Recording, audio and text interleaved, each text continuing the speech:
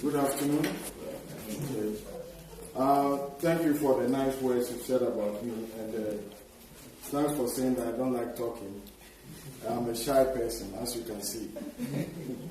Well, I always say that my vocation is a Christian, and my profession is a doctor. I retire from my profession, but I don't retire from my vocation. So as a Christian, I will not retire. So that's what my first introduction. As I'm presenting this, you see me as a Christian and a doctor second. Yes. Amen. Thank you. Amen. So today I'm presenting on hypertension, and there are a few things that, God bless you. Yeah. Clap for him. You see the change he has brought to the atmosphere. Yeah. That's very good. So we thank God. My brother has prayed, so we just continue from there. And thank you for inviting me. And I always say that when I'm invited to a forum like this, I don't take it for granted, because I see it as an opportunity, and there are few people who have such opportunity to be able to share and to interact. So I see it as a very important. So I took my time to prepare. It's just, I prepare it like any conference. So it's conference material I'm presenting, because the people of Mitchell, you are royal priesthood. Amen. You are a holy nation. So when somebody is approaching a royal priesthood, you have to come prepared, not just throw anything. So I can assure you, this is up to date, the most up to date material that one can have. Praise the Lord. All right. So hypertension. The next slide is, as I mentioned, God's promise for us, whether hypertension or whichever condition, is that we have, he says, dear friend, I hope all is well with you, and that you are healthy in body as you are strong in spirit. So that is the will of God for you and I. That is the will of God. I'll quickly go on to the next. The outline is the next one. You can see what I'll be dealing with today, this afternoon, or this evening, or somewhere in between, is this, so that you know where we are going, where we are starting from in the middle and where we are ending. And there are questions too at the end. So if you have some burning questions, just note them down. There will be enough time for questions. These are 6 high mortality physical health conditions. What is hypertension? Are you at risk? Facts, symptoms, risk factors for hypertension, and prevention and treatment. And then questions. So these are the 6 high mortality physical health conditions. And we find that one of them is diabetes. Hypertension is one of them. Coronary heart disease. COPD means chronic obstructive pulmonary disease. It's a long, but it's to do with the lungs. And obesity, hepatitis C. But today we're picking on just the hypertension. Hypertension, just straight to the definition. What is hypertension? Hypertension is clinically, there are stages of hypertension which range from stage 1 to stage 3. The stage 1 is when the blood pressure is usually measured, then they know, and those who are health this in mind, 140, there's a top value and then the low value. So 140/90 or higher, I will explain this, is the stage 1. So that stage 1 will come to how you can manage it. Stage 2, it means it's going to a higher, it's getting more. That one is when the blood pressure is 160/100 or higher. And the subsequent ABPM is, you don't need to, that is when the home blood pressure management, if you have measurement, if you have it. I'll show you how, if you have a BP machine at home, how you can measure it, not just one reading. And then the C3 is the severe type, which is not common, but when it goes to a higher, you can see it's 180 or higher. And the lower value is 110 or even higher. And I'll explain this. So this is hypertension in terms of the stages. And are you at risk? Let's look at this. My daughter was asking me, so do children also get hypertension? I'll answer that question. What would be your answer? The youth, the young ones here. What would be your answer to this? Do children get hypertension? Watch carefully, those who do mathematics. Less than 40 years is 3.3%. Then 40 to 79 years is 20. It goes up, isn't it? To 27.9. Then more than 80 years, 49.9. So as one grows, the risk of hypertension increases. So the children, there is less risk of hypertension. That's what it means. So it's usually as one grows. And who gets high blood pressure? Next one says high blood pressure is more common in older people, as the previous one says. And at age 45, more men have hypertension than women. That's generally. But by age 65, this is reversed. So the women overtake the men at 65. And more women become affected than men. And people with diabetes also have a greater risk. It doesn't mean they all have hypertension, but there is a greater risk than those without diabetes. And having a close family member with high blood pressure also increases your risk of developing it. It doesn't mean you will get it, but it's just you need to be, if both parents have high blood pressure, it's good to check. About 60% of all people with diabetes have hypertension.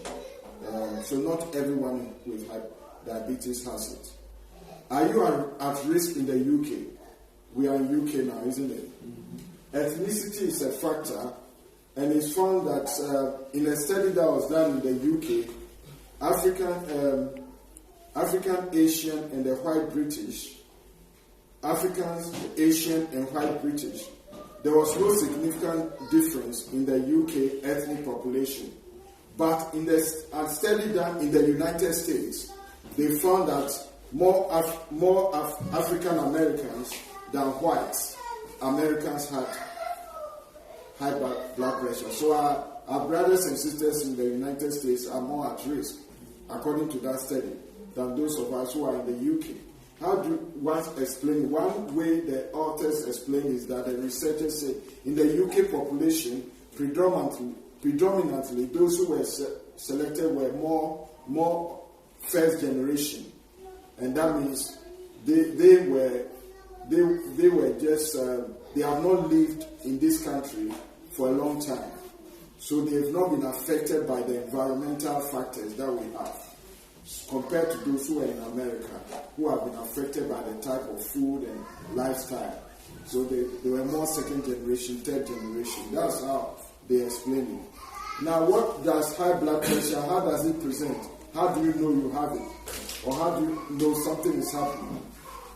Hypertension may not show any symptoms, even if you have had it for years. That is why it sometimes refers to as a silent killer. And it's estimated that 1 out of every 5 people with high blood pressure are not even aware they have this major risk for stroke and heart attacks. I'm not trying to frighten you, but it's good to know whether you have it or not, so that you can prevent these things. If not also properly treated, high blood pressure can damage the heart and the circulation. It can damage the lung. It can damage the brain, the kidneys, without even causing noticeable symptoms. So you may not feel anything, but it's slowly destroying those organs in the body. And I've mentioned that what causes hypertension.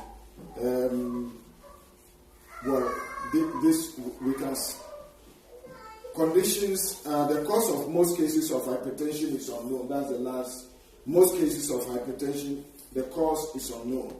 but the treatment is necessary to treat, because if you don't treat, it will affect those organs I mentioned. So whether you know the cause or not, it needs to be treated. And occasionally, conditions like the kidney problem, adrenal, which is a gland sitting on top of the kidney, and a cause of hypertension. They produce certain hormones. There's what we call pre-hypertension. That's the next slide, which is a warning sign. It means that your blood pressure falls just above the normal level, and which is some between 120 and 139, or a diastolic between 80 to 89. You don't need to worry about that.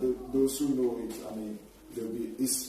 And about 1/4 of Americans have this pre-hypertension, and these people have 2 times the risk of heart disease compared with those who have lower blood pressure.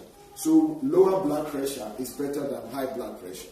That's it. Some people, their families, they have tendency to have low blood pressure. Don't go and eat more of some things which I'll mention in order to bring your blood pressure up. If you are low, then thank God it's low.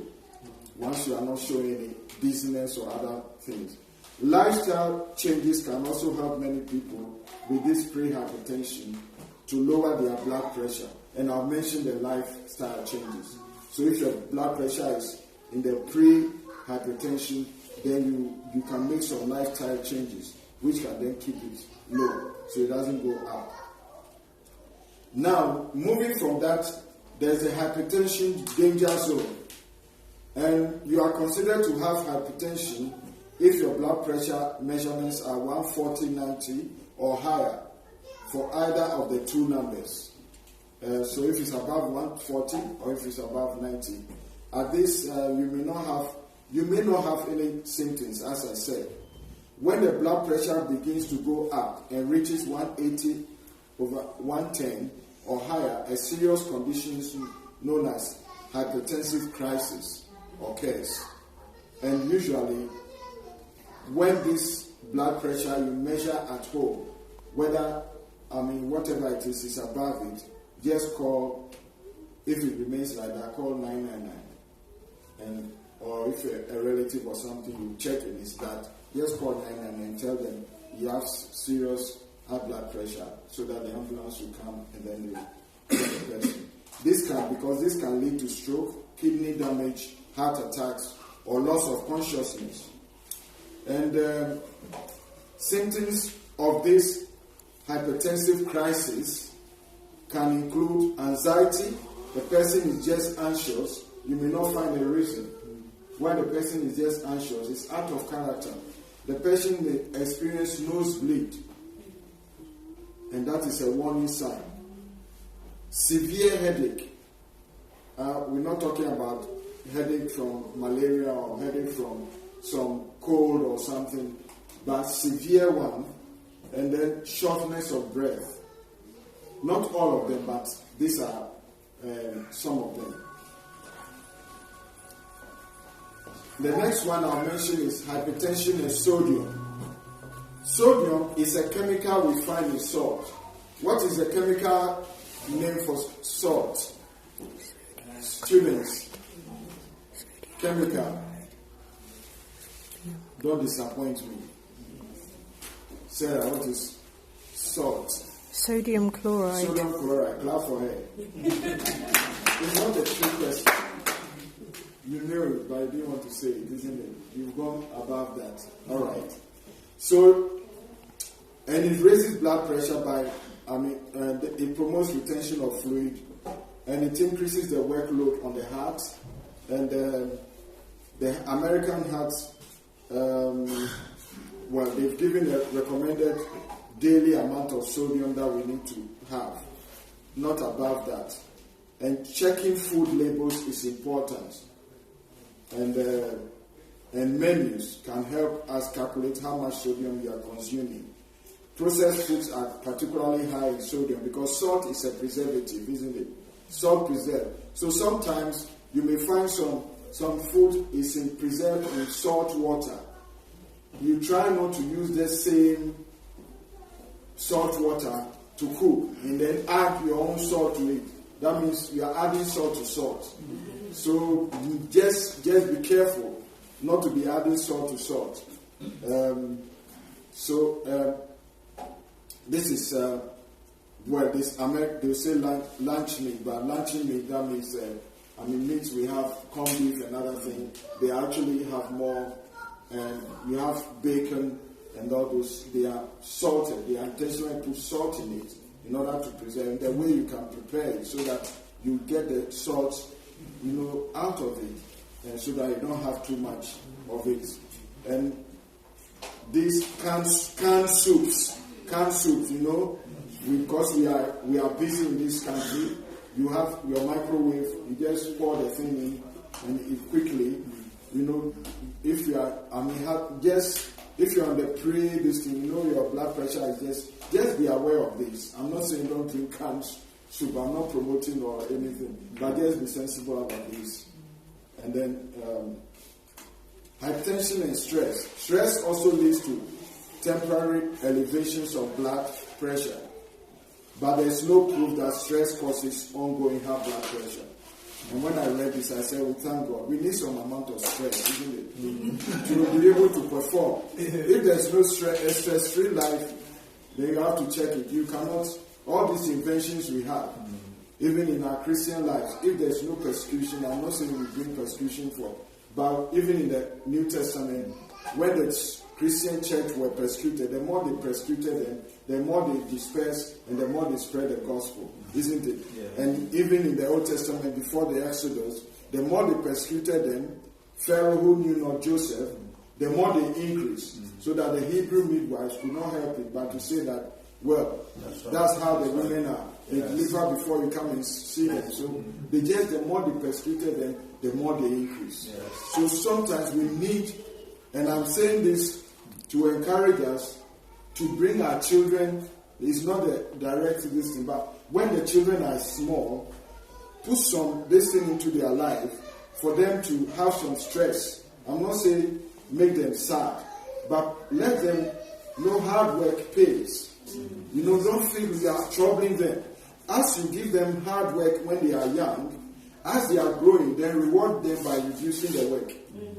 Alright? Then you see it as a reward. But if you don't start with that hard work, later on they are older, why? They will ask you why. Children are very good at asking why.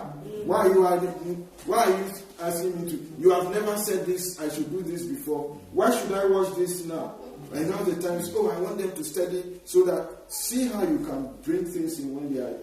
So stress may have an indirect effect on the blood pressure since it can influence other risk factors. But stress in itself, in a way, when there's a stress that continues and it's not removed, dealt with, that will say negative stress in that respect. One can engage in trying to cope with that stress with some unhelpful ways, like unhealthy eating habits, like poor nutrition. Some people when they are under stress, they eat more. Alcohol use, some tend to alcohol when they are under stress, others to smoking, all of which can play a role in the development of high blood pressure and heart